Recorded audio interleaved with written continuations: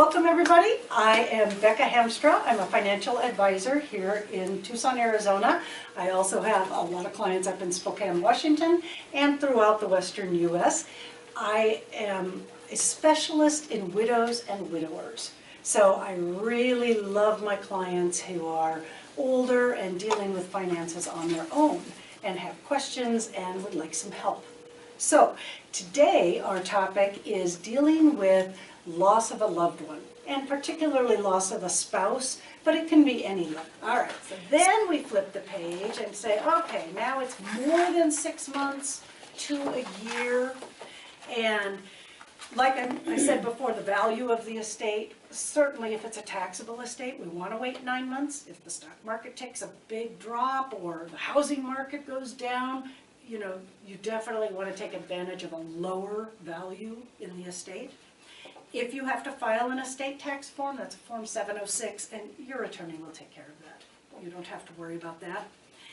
And then it's really time to kind of hold the family financial meeting, and that's when we would talk about planning for the future and any charitable contributions, education accounts, anything that's of value to you.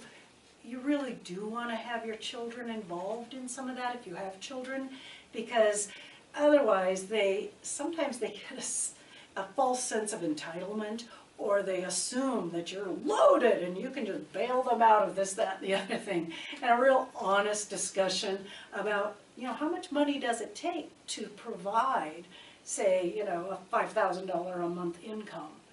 You really need to understand all of that, and that it does take a big chunk of change. So we want to do all that and start talking about the future, and at that point you may be ready to actually start looking at the future.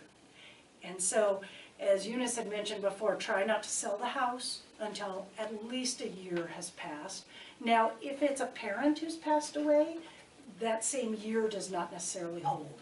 You can sell the house. But if you and your spouse or partner were in this house together, you need to go through every season and every holiday alone and realize what that is now.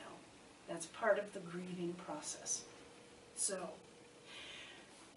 then it would be time to start going forward. Don't be afraid to cry.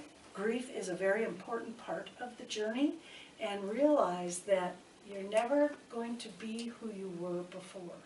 You will emerge a new person. After about a year, you're starting to say, okay, I think I'm ready to move forward. And understand everybody handles grief differently, so be patient with yourself and with others, and try to tell them that, not to assume that you will react in exactly the same way they will. Everyone is individual and everyone is different.